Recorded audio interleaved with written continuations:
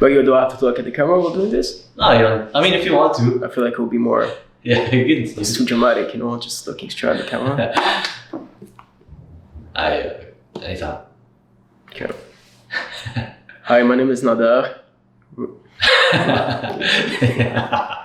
Yo, it's crazy. All good, bro. Just a camera. Hi, my name is Nad.Hair. I'm from Montreal. We're in Dimension right now, the barbershop that I opened with Sobi and Tony, my two partners. This is for the pitted ones. That was good, bro. Yeah. No stress. No stress. Yeah. Shit. So when did you open the barbershop? When did I open the barbershop? Well, we opened it in January 6th of this year. Why? Why? Yeah. We felt like we've been working in barbershops for a while, and we, can we start over, bro? No, you're good, bro. Huh? No? Okay. So, we were working in barbershops for a while, for maybe 5 years, different barbershops. Tony and I, we worked together for a while. But Sobi wasn't working with you guys. Sorry? Sobi wasn't. No, he was like cutting from home. Yeah. Going different barbershops. Oh, you knew him, right? Sorry? You knew, like, you I had knew friends? Sobi, yeah. Okay. And then, so he left Maison Privée. He went to work for Maniac, a really cool salon on Notre Dame. He was working there for a while. Tony left Maison Privée also. He went to headquarters. Yeah. And then we just met up again. We stayed good friends, went to eat and everything. And we were talking, and we were like, it would be cool to do something. I feel like we're ready to do it. And ready in some way, like we don't really know what it is to open a shop, but let's do it. I feel like it's time to do it. How long you guys were talking about it? Tony and I talking about it for a while. Yeah. It was always kind of a little dream, we never really sat down and like, okay, this is how we're gonna do it. It was just like, one day we should do it. We would do it like that. I would like to have this and that in the barbershop, just talking.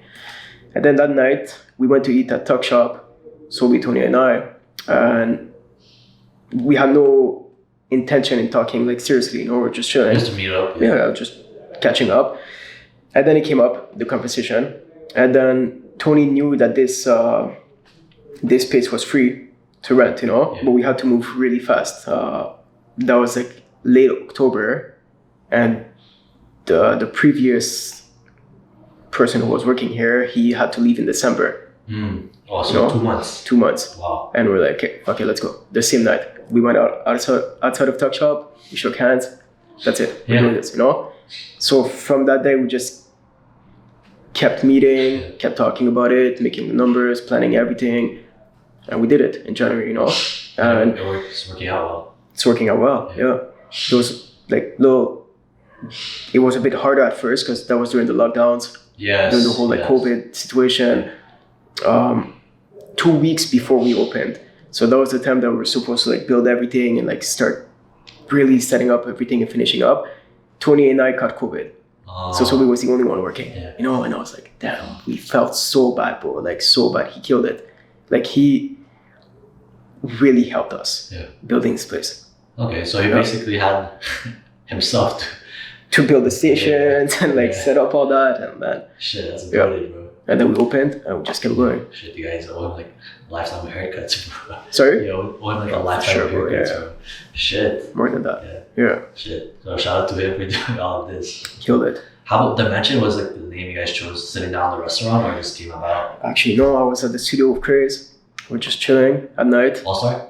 Yeah. So he was recording something, and the cool thing about being in the studio, it's so calm in some way. It's such a peaceful, when the artist is in the booth doing his thing, and we're not talking for hours, just little feedbacks yo, this is fucking sick, keep going, or I record him a bit, but you get time to think about so many things, and the idea just came, Dimension just came into my mind. I'm like, what the fuck? It was 1 a.m. I text Sobi, Tony, I'm like, bro, Dimension, and they're like, yeah, that's such a cool name. It works. It works. French, English. Exactly. Yeah. And who created the design? The logo? Yeah. We were talking about it. We kind of planned it together. Well, I like how it's so straight. You know what I mean? It is. It's simple. It's straight. Yeah. Nothing. It's a simple design. It's really cool. Dimension. It's cool. It just came out to you on your head, or just It just came out of nowhere. It was so weird. Like, I was just literally sitting down. I'm like, what name would be cool? No, it just Dimension came. Nah, but for real, the studio there, like, also studio is like so inspiring for some reason. Like when you sit down, you just have so much ideas and so much like things going on. Like good things, you know. And it's so weird. Like, I don't know. Every time me and Craig and Sean talk and Viet, like things come to life in a way. Like, we talk so much about it. Yeah, there's like some magic in studios. For real. I think it's the fact that everybody's like so creative and working hard. I don't know, it just motivates you. Also, Craze too. Craze is a genius. Yeah, he's a genius himself. For real. Yeah. People don't. A lot of people are gonna know him really soon. Yeah. Just though, like the fact that I've been around him for a while, like you can tell there's like something in his head that like just ticks and it works. For sure. When it comes to music too, bro. Yeah, man. Like he's really able to bring everybody together. Yeah. And like he's a huge inspiration for me, honestly. Like how long you know him for? Life.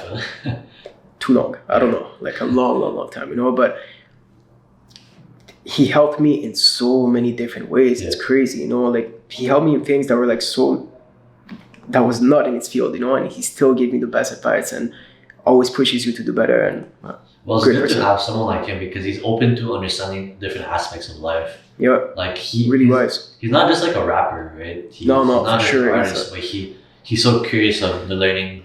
He's learning. He likes to learn about stuff. Yeah. Like, he always asks me about like something about photo shoots, like why this, why that, how that. And I think the same thing for barbering. I'm pretty sure he asks you. Yeah. You know, something that I learned about him that he taught me, and I was like, wow. I don't know if you realize, but he never says I. He always says we. We, yeah. True. It's such a beautiful thing. That's true. Such a beautiful thing. Like we're gonna drop the video. We're gonna do this. You know, like it's always we. You know, which is amazing. You know, that's how it should be. I think it's a good the whole team working together. It's a good habit to have. For real. He doesn't see himself as solo. Like he wants everyone to like go together. Exactly. And he brings so many people all together, like all of us. For real. I remember. Was his birthday party? I remember us sitting down and you're like, yo, this is crazy. I'm like, what do you mean this is crazy? Like, he brought us all together. Yeah. I'm like, shit. At the video shoot also, that was... Which one? The one we did at the studio, like, in winter. What's the name not coming to my mind? But everybody was working all together. Fred was filming. You were taking pictures. You were teaching me how to use the gimbal. Yeah. Bro, everybody was doing something. Everybody was doing something. It's crazy. The whole team was working. The whole team was like... And then I think like 2 weeks after, we went to June Ho's restaurant and we shot another scene with Yet and Chris and... Everyone was there. It's like... Everybody's working. Everybody's doing something different. So cool. It's beautiful. So it's so cool to see sometimes, right? Yeah. Like not too much friend group are like all in the same art field, right? And it's interesting to see that how we all like mesh well together. Yeah. When it goes to barbers, when it goes to photographers, videographers, rappers, for some reason we could all like interrelate and when we're in a room together, it just vibes so well. I feel like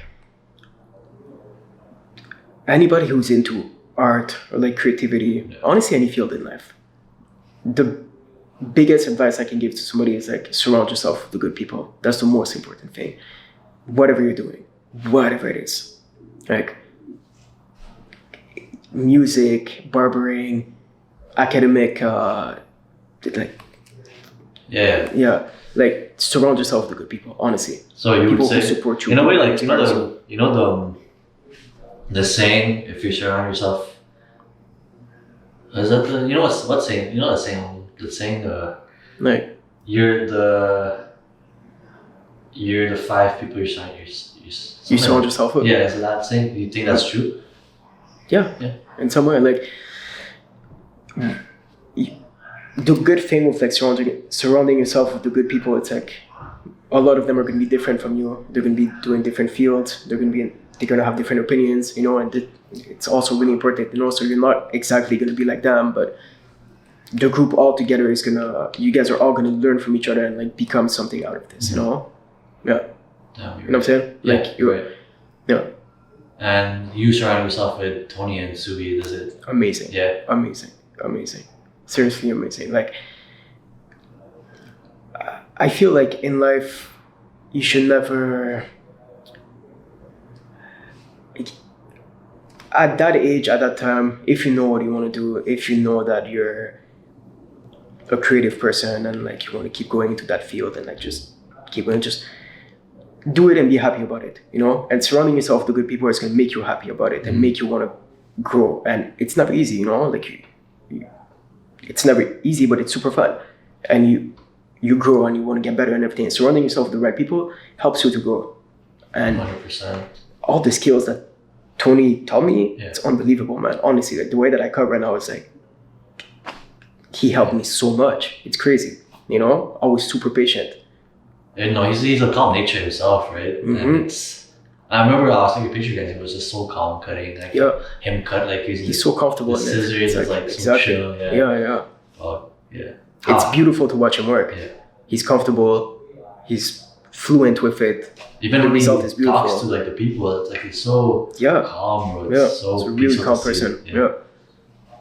Damn. How long have you guys been cutting? Like, is it the same? You guys started at the same time? Or? No, Tony started like way back, like in high school. Whoa. You know, I don't know how many years exactly, but like in high school. Yeah. You know, so he was at it. You know. Okay. And then Sobi and I, we started around the same time.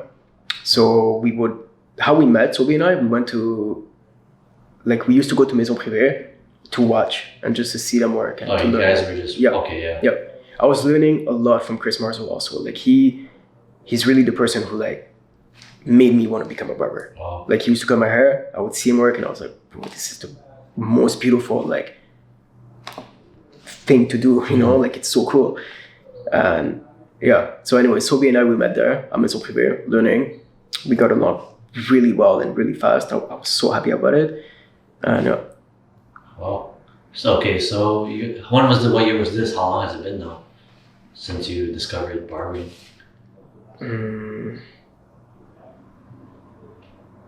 6 years ago. Whoa.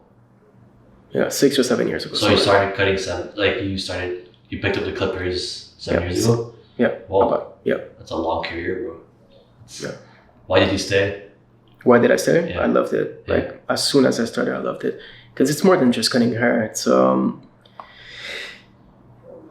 man, the feeling of like knowing that you made make somebody's day, you know, but you enhanced his day, you know, by like making him feel more confident and having a good conversation with him. And I'm learning so much from my clients, so much from them every day, you know, and like you become friends with them, and it's a beautiful thing to do. Honestly, you have amazing conversations with your clients and you guys become super close, you guys become friends.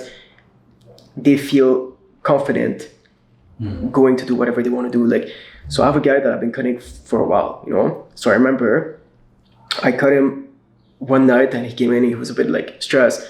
He's like, bro, I'm going on this date with this girl. And it's like, you know, just make me look fresh and everything. Bro, I got you, don't worry. So I cut him. I'm like, yo, it's okay, it's gonna be okay, you know? Cut him, goes to the date, everything goes super well. He married that girl this year. No way. Yeah. So I cut him for the wedding. And I was like, you see, like, wow, that's crazy. First cut, first date, and then wedding cut. Yeah. And other people that I'm cutting their sons. That's a beautiful feeling. Like he comes with his son and I cut both of them. I don't know, there's so much beauty in this. Wow. You know, it's more than just a cut. You know, it's like the whole experience, the whole like connection, you know, like I learned from you. I try my best to give you a good haircut and that I want you to feel confident and feel good about it, feel good about yourself. It's important for you, you know, to get a cut. It's human connection, right? And I feel like that's it. So humans are wired to connect with each other, right? Yeah. And when you sit down and you cut hair, that's like the most intimate thing you could do with another person, up close too. Yeah. And I don't know, for me, when my guys give me a haircut, I open up a bit more, right? I feel more comfortable. I think it's a secret. Like I feel like sharing secrets that. You feel comfortable with that person. Yeah, exactly. And a good barber is gonna keep your secrets for sure. Yeah, you know? Like just feel comfortable. Like this is your time. Why are you getting a haircut?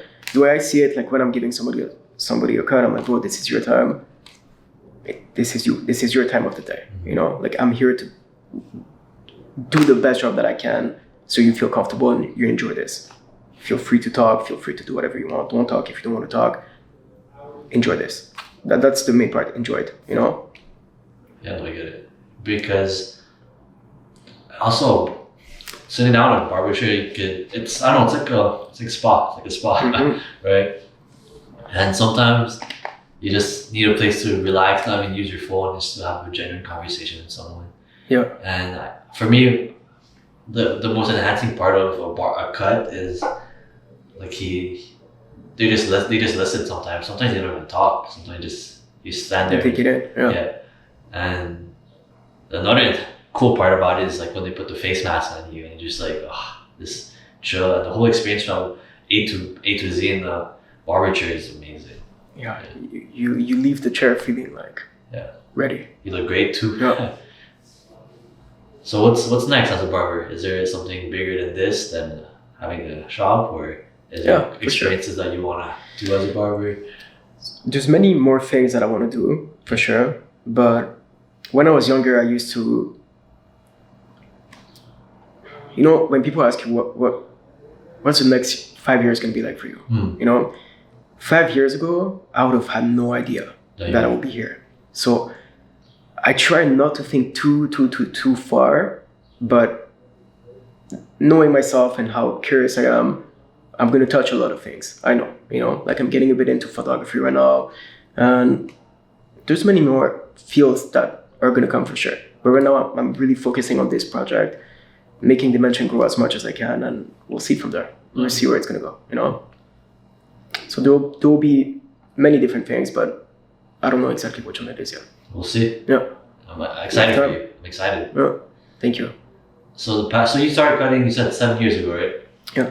So within those 7 years, is there like an experience or a path that shifted your whole life? Is there something that stands out the most to you? That's a really good question.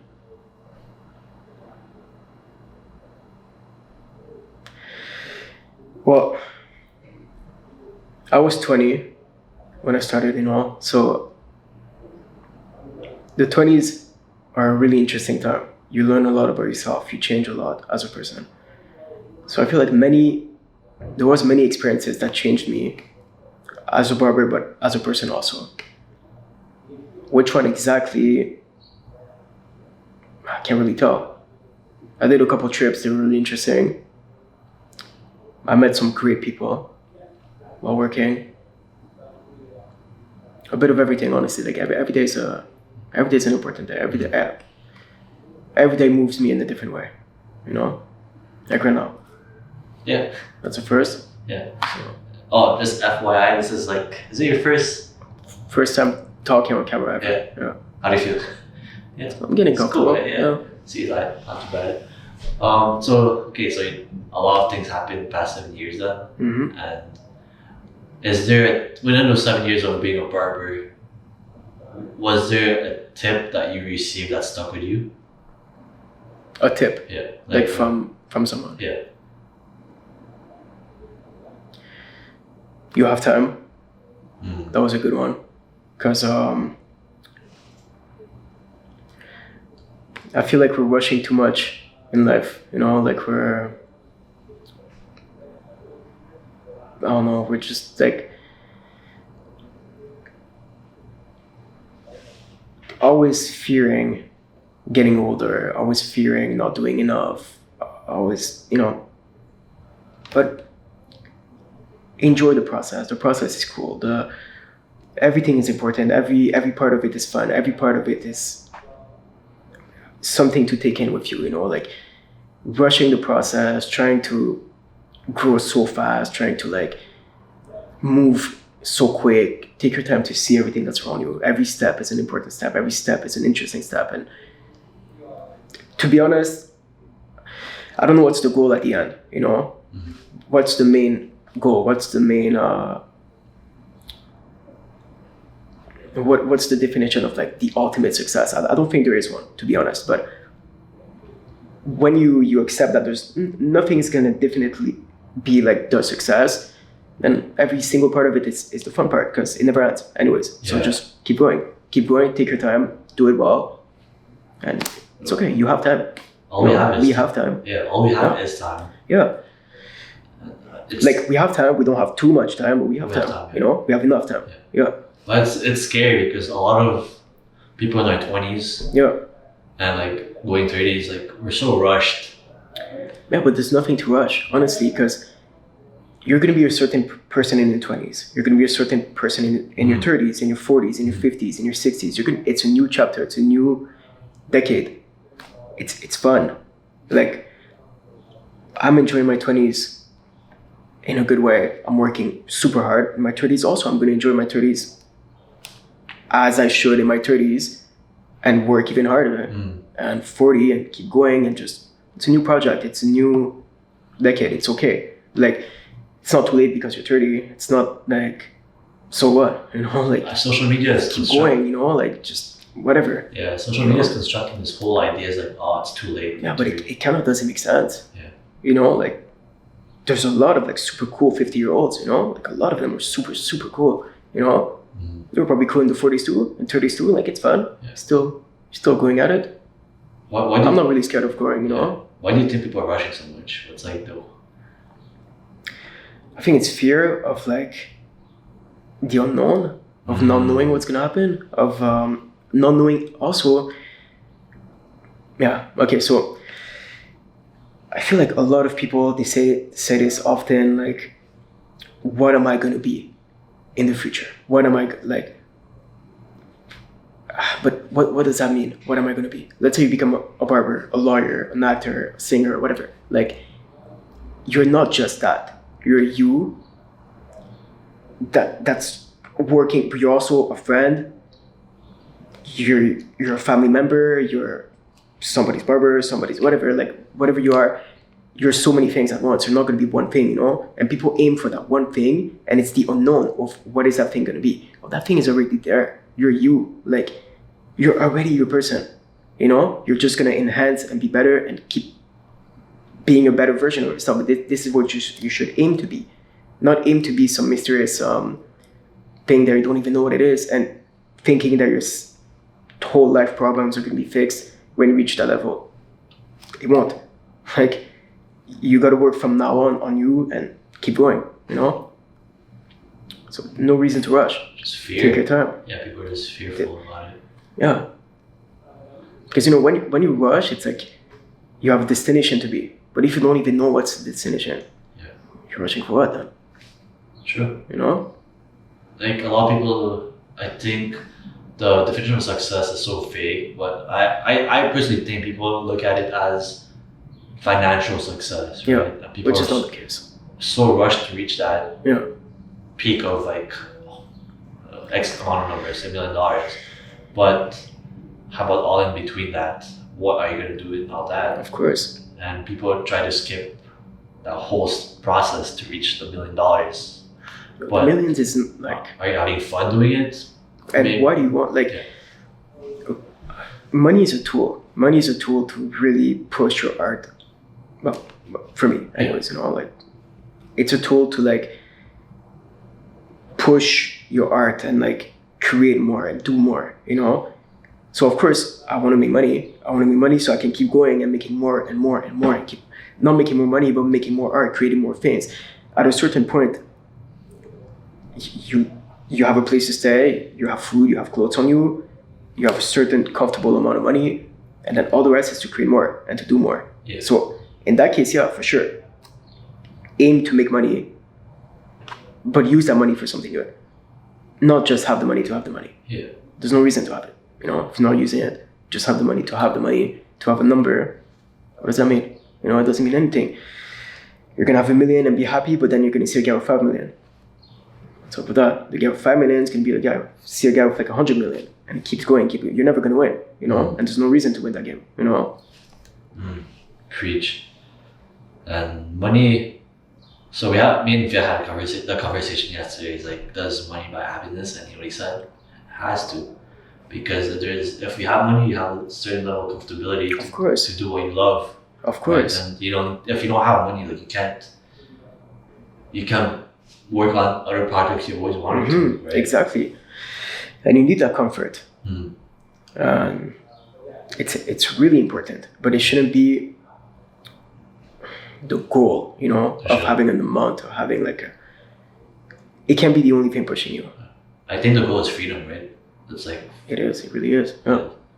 And being comfortable. But yeah. But that comes also brings another question. You know, what is freedom? Yeah. That's a whole different conversation. You know, you're technically never really free, but I get it. You know, I get it. So there's a part you said that to do more like do more in art, like do more projects. Yeah. Photography. When did that come about? Why did I want to do it? Yeah, and when? So I was taking a lot of pictures with my phone, like most of the time, you know, and I always had that little like eye for it somewhere. Like then honestly, when I met you, man, for real, when I met you, it helped a lot, bro, because I saw it firsthand for real, you know, like you were always taking pictures of us at the studio, and I saw it like up close and like, here, this is like, there's a whole lot of world in this. It's not just taking pictures on my phone, you know, like there's a whole lot of world. So many different things that I can do, so many different visions that I can bring to life, you know. So that's when I was like, yeah, like I want to get a bit more serious in this. And again, how money is important. Well, without money, I wouldn't be able to buy my camera. Right. You know, so for sure. So you need money to keep. That's what I mean by going to the different projects. You know, like you need a certain amount of money to be able to keep going.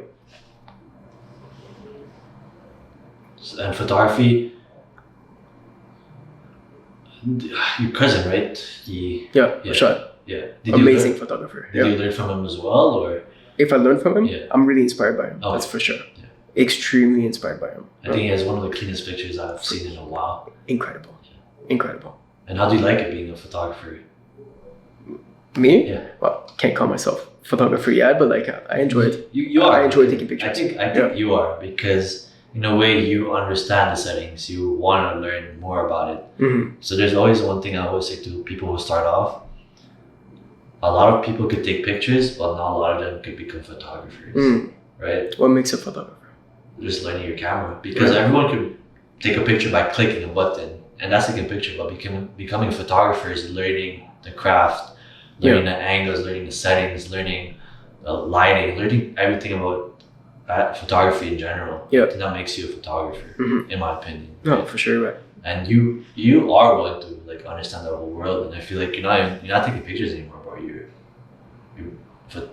You're taking photos. You're being a photographer for real. Thank you. I'm trying. Yeah. I'm trying. We'll see where it goes. Is there specific like genre, not genre, but category you like to tackle in photography? A bit of street, I would say, but I'm starting to enjoy. I don't know if it's like, I don't know if it is a category, but like candid portraits. Yes. In somewhere. Like, you know, like we're eating in a restaurant, I'm just like, oh boy, you look good. Like, so picture, you know? The premise of street photography is basically capturing life as it is, right? And like, you are dabbling in street photography when you take a picture of life spontaneously, right? And you basically doing what it is. And you're catching life, you're capturing moments, and that's basically a street photographer. I like to capture the moment, even if sometimes I'm gonna tell the person that I'm about to take a picture, that I'm taking a picture, you know? So it's not extremely candid, but I'm still capturing. It's a one take thing, you know? Like, you're sitting in front of me right now, you look good, hey bro, you look good, let me take a picture. You have one pose, one time to do it. I'm trying to get it as raw as I can, you know? Even if you know that I'm taking a picture, let's do it one time, capture you in that moment, capture how you felt when I told you that you look good, and that's how it comes out. You know, like it? I love it. Yeah. How do you like the camera? Capturing the moment is a good way to say it. I think this is why I like doing it. I like to capture these moments. I'll tell you a photographer later. I'll find him later. I think capturing the moment is photographer's thing. I'm pretty sure I showed him to you already. But a lot of like black and white. Yeah. There's That's pretty cool. I don't think there's a formula to it, and the setting comes with it. But when you capture moments, there's nothing right or wrong. Like you're in the moment. Yeah. And I think it's fun and it's memories you could create for a long Exactly. time. They're really important, those memories, you know, especially in like, it's good to go back and like relive those moments, you know. Like I have a photo book. When my family brings out their photo books, I'm like, wow, they kept these pictures. And brings you back to the moment every time. Yeah. My family did that too, and I would enjoy it so much. And right now, everything's like on the phone, right? And you just scroll it. There's no thrill of looking at it. I feel you. And I feel like a photo book I feel like you should do a photo book. You're that's one of the plans. That's cool. That's cool. Yeah. Not necessarily for public, but just like just for you to many photo books of like moments that we had, you know. As you should. Yeah, and just many more moments coming. Are you trying to do videos soon, or? Sorry? Are you trying to do videos? It's a bit less of my interest. Yeah. I would say. Who knows? Maybe one day it's gonna click. You know, maybe one day it's gonna come. But for now, I'm like enjoying photography. Yeah. Yeah. I'm really impressed by videos, though. Extremely impressed by videos.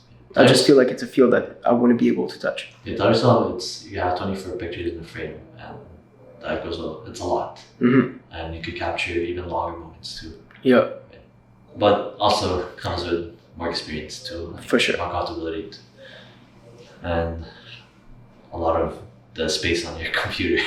Exactly. It's a lot. How many pictures you took yesterday on the shoot? You count? I didn't count. Yeah. I would say maybe close to like a couple hundred, but like. Okay, that's a good number. Yeah. That's a good number. With time, I think you'll learn. So when I do photos, before I used to do photo shoots, I used to click like be trigger happy. Yep. Right? And now you find an angle and you don't need to keep going more. Exactly. You kind of know where you're going. Yeah. Exactly. You know. So I had a photo shoot yesterday with it was a maternity shoot. Nice. And there's something about that hour I had with them is that it felt perfect. Like I probably took maybe 150 pictures for a 2-hour shoot. Wow. And because I knew what I wanted. And just an advice that comes with time, right? And my tip is before you start a photo shoot, try to imagine what you're gonna be getting yourself into, right? And you'll have more time to actually know your model and know the people you're working with. And I think that connection that we talked about a while ago, that matters the most. Because if you're just in front of behind a camera, click, and okay, we're done. That was nothing. That was really purely just a job. Fast, and fast. And I don't think it should be fast. I think photography should be a good pace for you and for your client or for your model, for example. And just a tip. Another thing, take your time. Always take your time. Yeah. It's a really important tip for everything. So, what I want to know, I ask this to other people too. Yeah. Just read it real quick. Oh, good. One word to describe your experience as an artist. There's so many words, but I would say beautiful. Oh, okay. But there's so many of them. It's the best thing in the world. Beautiful. I mean, that's straightforward, bro. It's pretty. We said that. Oh, okay. So, is there an advice that you would give to, let's say, barbers or artists just starting off and trying to make it? Yeah, a couple. Surround yourself with the good people. That's the first one. Yeah. And also, not being, don't be scared, just do it. Honestly, I know it sounds corny, everybody says just do it, but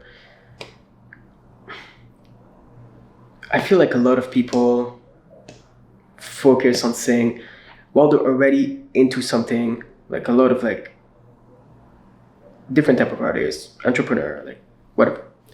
When they're in the field, they're often saying, it's a lot of hard work. It's a lot of hard work. It's really hard.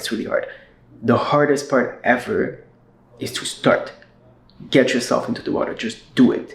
Then, when that part is done, now focus on keep going and keep doing it. So, just starting sounds easy. Like just do it. It sounds easy. I know, but it's the hardest part. But accept the fact that it's the hardest part.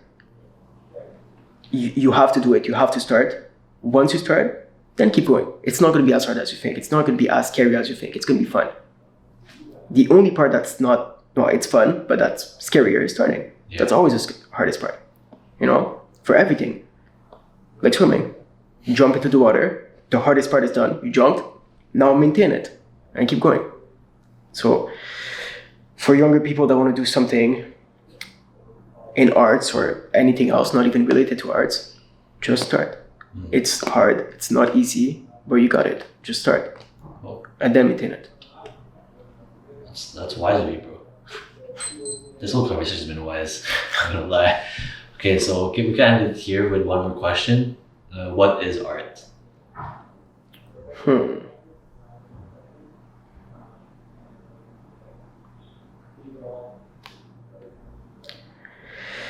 I feel like art, there's art in everything. It's a bit like a perspective of how you see things. And I think a lot of people who are artistic, they knew it from the beginning, you know. I feel like it's a way of seeing life. You see life in an artistic way. So you start seeing art a bit everywhere. So, and art is something beautiful. It's something that moves you. It's something that it makes you feel something. This art it's the realest thing that exists. Like, you know, sometimes you listen to music and you have shivers or you have tears, or it makes you feel something real. It makes you feel one of the realest emotion that you've ever seen. You see a painting and it's beautiful and like you're captured by it, you know? This is art. It's something real. It's something that takes you, you know? And some people have more of an artistic vision and they see it more, you know? And some people see it a bit less, and it's okay. It's just a different way of like seeing life. Some people see life a bit more like logical, a bit more like engineered, which is beautiful also. Some people see it with like a lot of art, you know? Cool. Yeah, that's perfect, bro. And also, is there anyone you would like us to interview? Sorry? Is there anyone you would like us to interview? Like, of course, a lot of people, but if I have to choose one person? Or give name multiple. Oh, Chris, for sure. Yeah. My guys too, Sophie and Tony. Man, like, we're lucky to have so many artists. I would love to see the perspective on like everybody around us, the whole team, you know? Everybody has something to say. Cool. Yeah. Eventually. Well, I'm planning to, hopefully we could eventually set up a podcast with all three of you. That would be cool. Put in the same room. I think that would be dope. Alright, man. I think that's pretty much it. Sounds good. Yeah. Cool. Thank you. Just say peace out. Peace.